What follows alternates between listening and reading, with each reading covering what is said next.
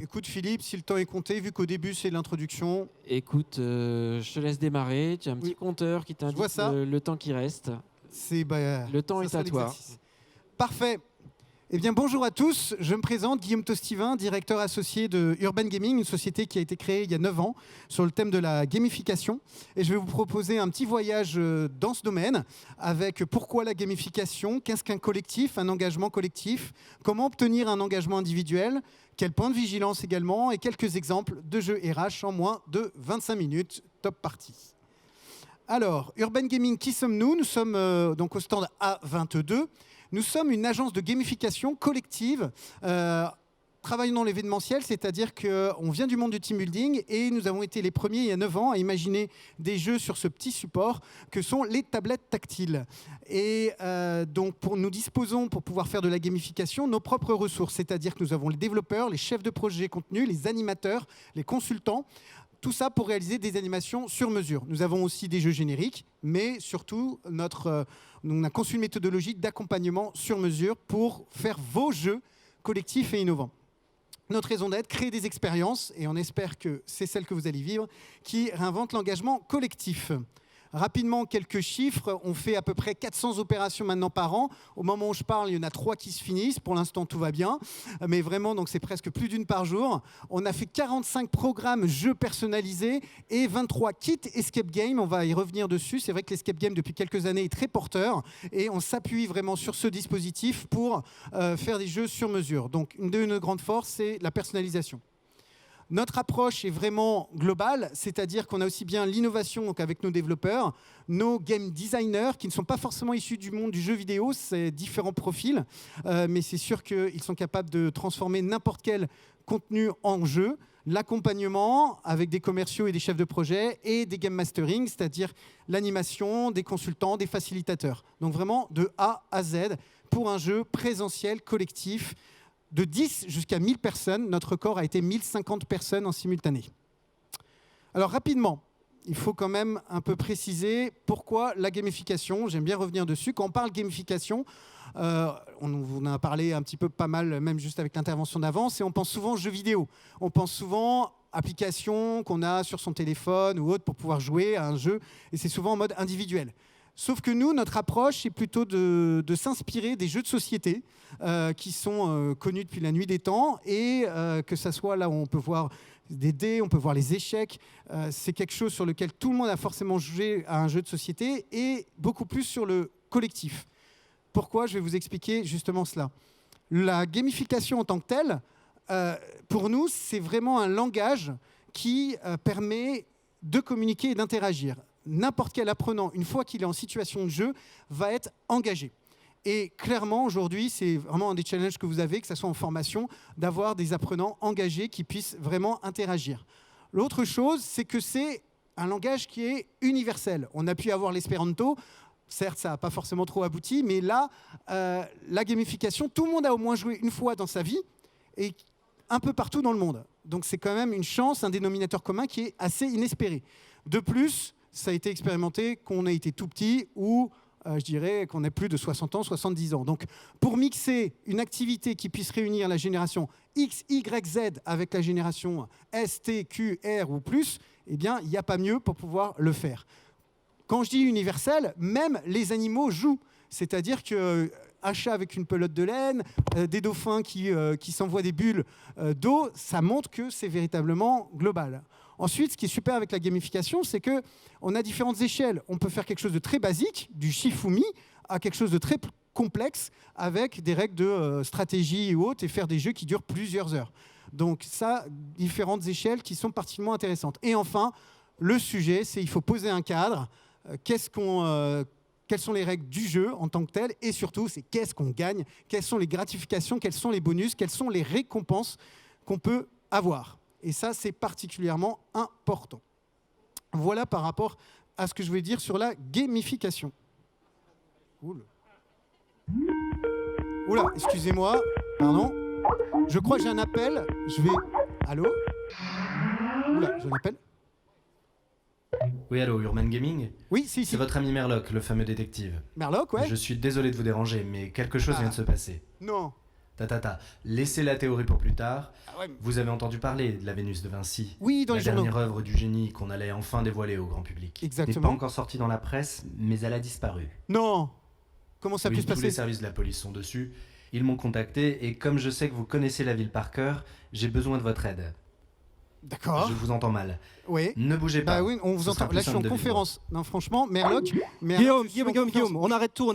Pourquoi? Bah oui, mais là, on est en conférence, là. Donc, excuse-moi, c'est un peu compliqué. La Vénus de Vinci. Bonjour. Ouais. Ah, je vous interromps peut-être. Bah oui, là, j'ai expliqué un peu la gamification. Bon. Tant mieux, c'est parfait. Justement, Pourquoi? on a besoin de toutes les cellules grises qui sont disponibles et qui restent encore sur le salon. D'accord. C'est parfait, vous êtes là. Ouais. Vous avez suivi. La Vénus de Vinci a disparu. D'accord. J'ai besoin de votre aide. Vous connaissez la ville comme personne. Vous connaissez les ressources. Vous savez comment trouver, déceler les énigmes les plus complexes. Bah oui, on va faire. Alors justement, j'ai amené avec nous notre équipe des Unlock Urban Gamingers. Waouh, ils sont où? Ils sont là, les Merlocs. Oh là, c'est parti, ils sont un peu partout dans la salle de conférence. Et nous allons avoir besoin justement de faire des équipes et de faire appel à vous. Ah bah ça tombe bien, j'ai plein de personnes devant moi. C'est parfait. Vous, tant qu'à faire, vous voulez vous prendre au jeu? Allez, on a besoin de vous. C'est parti. Alors, je crois qu'on vous distribue du matériel. Ça tombe bien, mais il faudrait que, si possible, vous puissiez vous réunir par équipe de 5. S'il vous plaît, par équipe de 5, ce serait super. Merci de jouer le jeu. Attendez, la Vénus de Vinci, quand même, on en a parlé. Là, il faut absolument la retrouver. Là, on a besoin de vous. Alors, on a un peu 20 minutes, là, mais franchement, c'est vraiment important. Regroupez-vous, on organise un speed dating. Ah ouais, non, mais là... On a besoin de toutes les forces mentales et physiques dans la bataille. Et vous inquiétez pas, il y a l'équipe qui est là aussi pour vous aider. Mais franchement, on a besoin de toutes les forces vives pour vraiment résoudre cette enquête. Parfait. Est-ce que là, c'est bon, on a une équipe ici? Les équipes qui ont déjà une tablette, vous pouvez choisir un nom d'équipe et vous lancer dans la bataille. Vous n'avez pas de tablette. Ici, on n'a pas de tablette. Ici. Hop. Merci Merloc. Également ici. Bon, je t'avoue que ça chamboule un peu l'agenda, mais bon, allez. Je suis navré, mais... Est-ce que tout le monde a sa tablette? Choisissez votre nom d'équipe, prenez une photo et on va se lancer tout de suite dans l'aventure.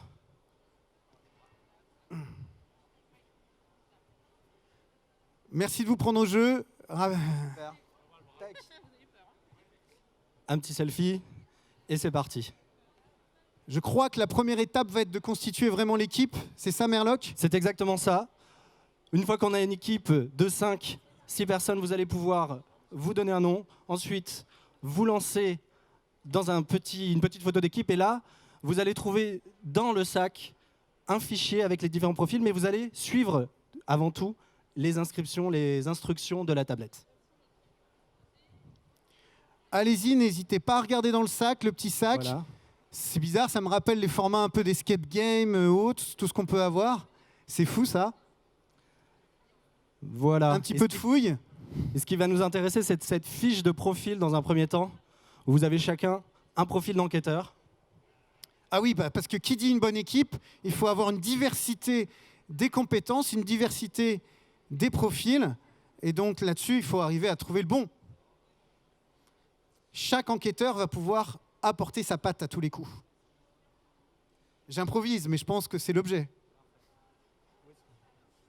Super. C'est bon, vous êtes répartis les profils. Alors, donc en fait, qui va être communicant, qui va être leader, qui va être analyste, qui va être observateur, qui va être débrouillard. Donc voilà. Voilà. Chacun décide s'il est leader, débrouillard, analyste, communicant, observateur. Voilà, une fois que c'est réparti, tu me donnes le go, Merloc, parce que eh bien, je pense que je vais un peu les coacher, quoi. Et leur une fois que vous avez pris la photo, une fois que vous avez réparti vos profils, vous allez attendre les instructions de Guillaume qui va vous expliquer un petit peu ce qui vient de se passer. C'est bon? Bon, bah, c'était vraiment pas prévu, désolé, mais tant qu'à faire, autant que j'essaye d'analyser ce que vous venez de vivre. Parce que là, qu'est-ce qui vient de se produire? C'est que, en fait, vous étiez tous assis à différents sièges. Bah, là, maintenant, vous êtes vraiment une équipe. Et qu'est-ce qu'une équipe? C'est un collectif.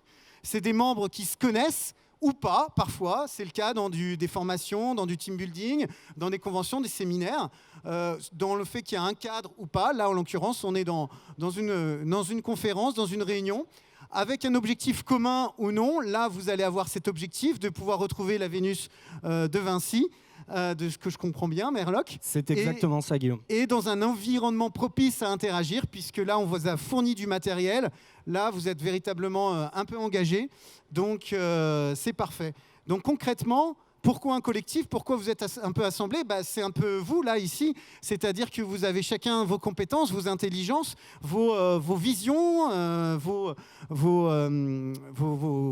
voilà, votre vision de comment mener cette enquête.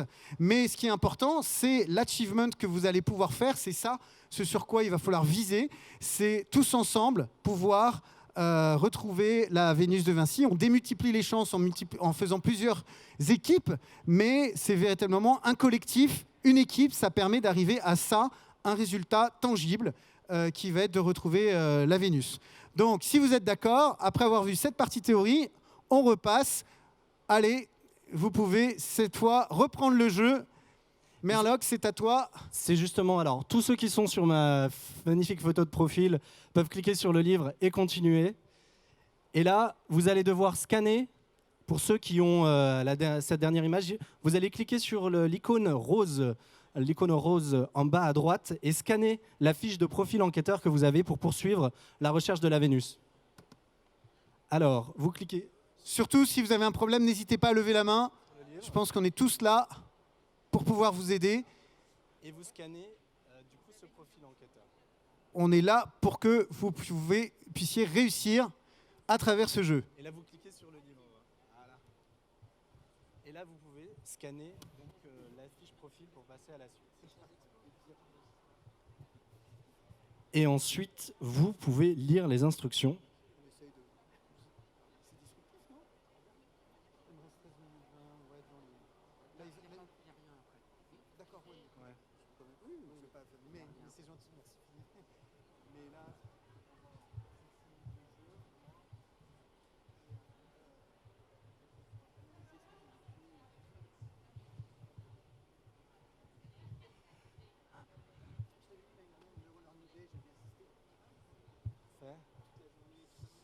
Super.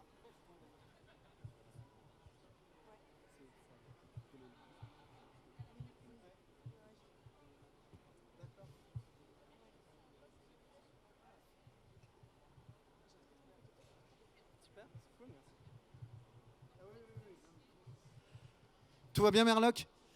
Tout va bien. Les enquêteurs sont au taquet. Okay. Je vois que les cerveaux fusent. Vous avez tous compris. Il y a ces enveloppes avec chacun un indice, une information qui va vous permettre, en fonction de votre profil, de trouver un élément sur le coupable. Et pour cela, il faut bien sûr aussi regarder les informations qui sont au dos de cette tablette, Guillaume. Et oui. Non.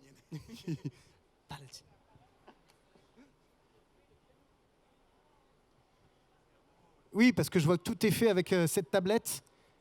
Alors, derrière, elle sert aussi bien sur le plan physique que sur le plan digital. Je crois qu'un des maîtres mots qu'on a souvent entendu parler, c'est Figital. On est en plein dedans avec le sac, avec les petits indices. On peut évidemment bien sûr complexifier, mais là, on n'a pas beaucoup de temps.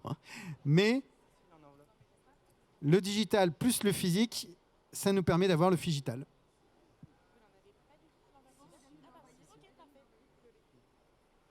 Surtout, levez la main si vous êtes bloqué, si vous avez un problème, s'il y a quoi que ce soit. Alors, c'est dans l'autre sens. Voilà, il faut scanner juste l'image de celle-là, et donc de l'autre côté. C'était ça, voilà, exactement. Mais franchement, qui aurait pu voler alors? Qui a volé, quoi? C'est ça qu'il faut qu'on trouve. On a une liste de suspects, grâce à nos indicateurs qui sont déjà sur le coup. On a réussi à faire une liste de profils types, de portraits robots, exactement, qui sont tous résumés sur une vidéo que vous avez sûrement dans votre dossier, quelque part dans la tablette. Entre les microfilms, les différents filtres, les codes secrets. En tout cas, c'est vraiment intéressant ce que vous vivez parce que je pense qu'après, je pourrais vous faire quelques enseignements et un peu plus analyser ce qui vient de se passer sur le plan de la gamification. Et ce qui est encore fou, c'est qu'il y a une demi-heure, vous ne connaissiez pas, si on vous avait dit que vous alliez jouer et enquêter et atteindre cet objectif d'arrêter un suspect qui a fait un vol, vous ne l'auriez pas cru. Plutôt osé, et qui a réussi à détourner tous les services de sécurité qui étaient mis en place au Louvre avant la révélation de ce chef-d'œuvre de Léonard de Vinci, le dernier chef-d'œuvre, la Vénus de Vinci. On n'est pas dans un escape game, mais il nous reste à peu près 10 minutes au global par rapport à notre intervention. Mes chères équipes, il va falloir faire vite. Est-ce que vous avez des indices qui vous donnent un peu une idée du portrait robot ? Je pense que dès qu'il y a quelqu'un avec qui aura le nom, il pourra lever la main ou pas? Pour l'instant, Guillaume, malheureusement, les équipes progressent lentement mais sûrement vers une solution.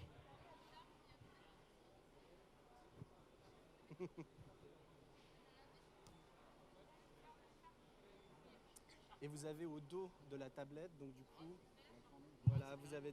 Voilà. Et du coup, vous avez différents éléments qui vous permettent de trouver, en fait, de lire ces éléments-là. Donc dans vos enveloppes, par exemple, vous avez une petite piote. Ah, quand je pense à toute la théorie qu'ils vont louper. C'est peut-être un mal pour un bien, en fait. Oui, et du côté d'Arsène Lupin, voilà. Du côté d'Arsène Lupin. De l'autre côté. De l'autre côté, voilà. Il faut retourner la petite feuille, voilà. Dans l'autre sens. Je vois que notre équipe, en plus, peuvent aider les équipes. C'est parfait, ça, c'est de la coopération. Oui. On est en train de récupérer différents indices.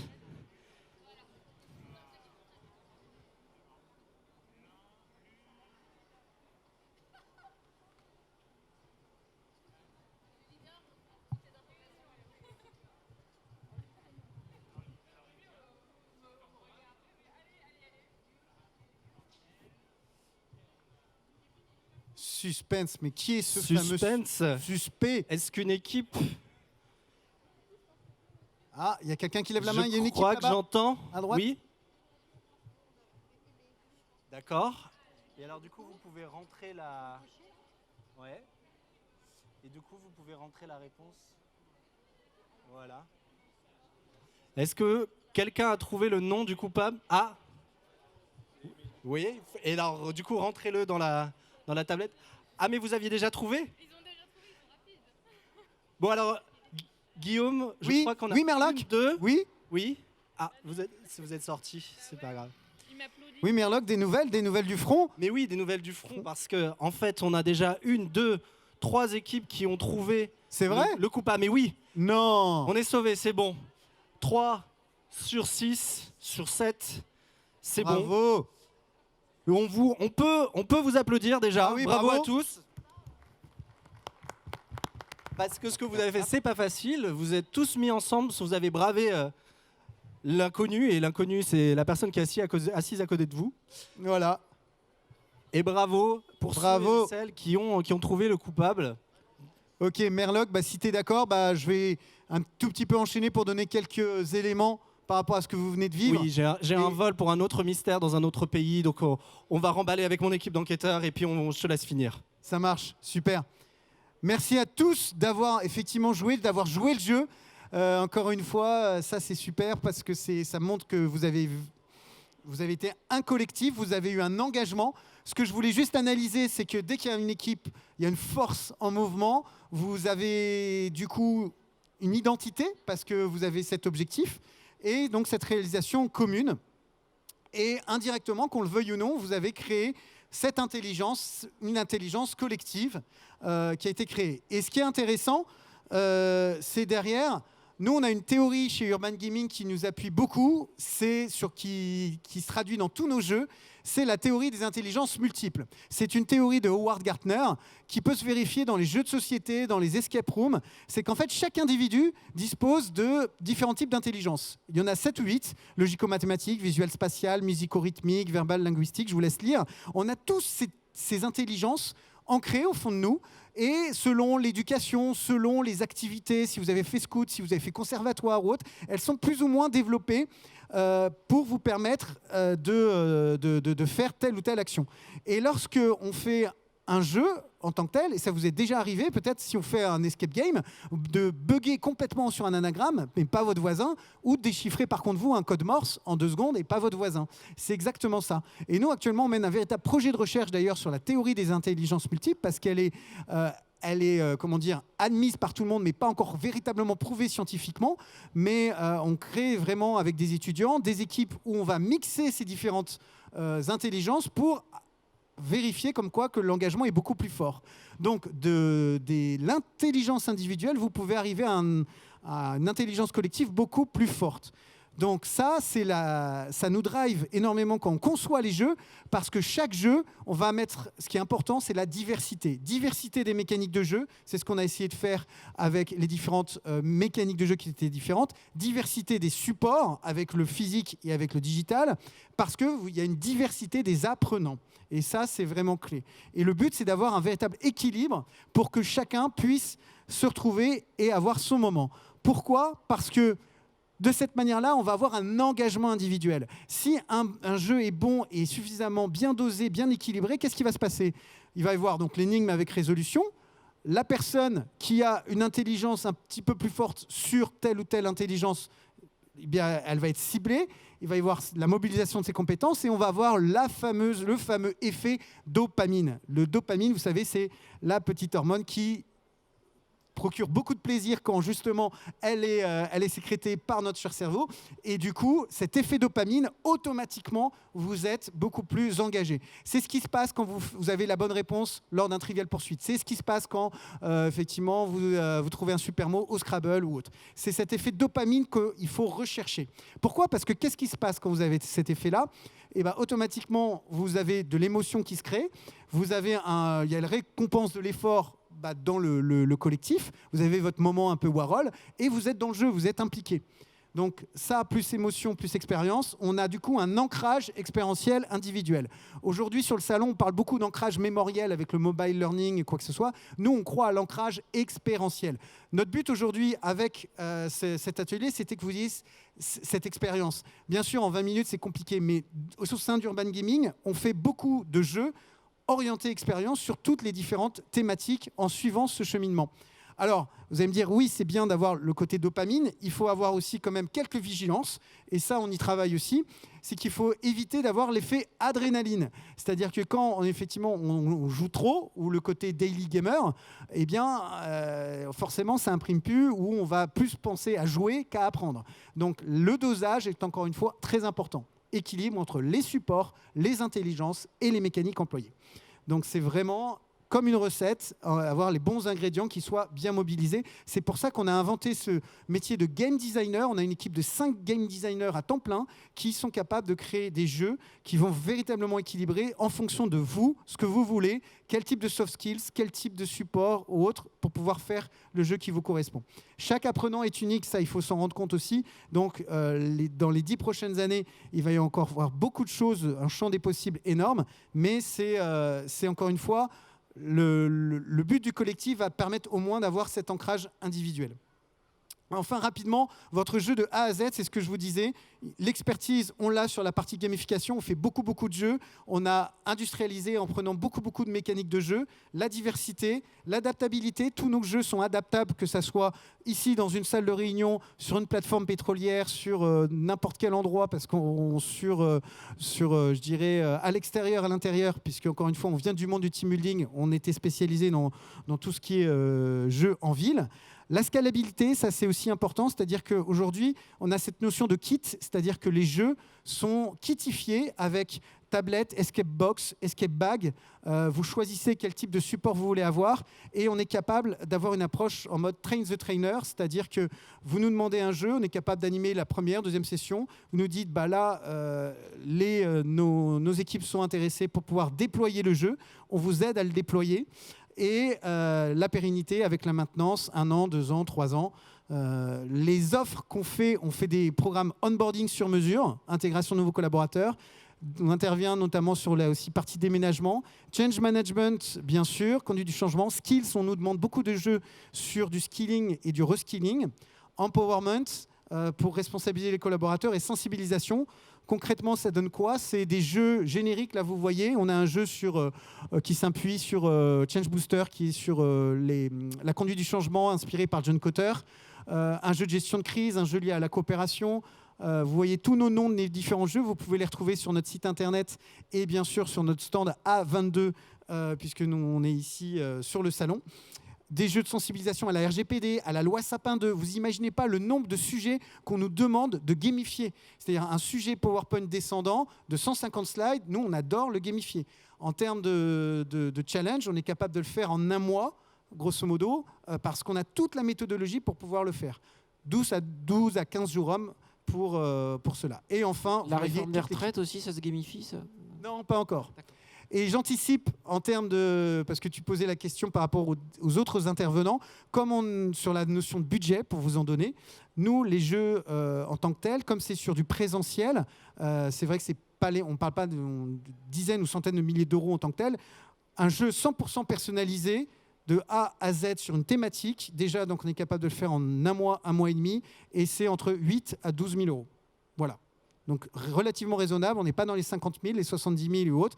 Donc ça, c'est aussi important, une donnée à prendre en compte. Et après, sur le déploiement, l'animation, c'est soit location, achat, session. On a tous les différents modèles, de 10 jusqu'à 1000 personnes.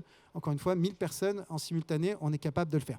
Voilà, je vous remercie pour votre attention. On est tous à votre disposition. Stand A22, on espère que ça vous a plu. On a essayé d'être disruptif et vous montrer notre ADN. Merci à tous. Merci beaucoup.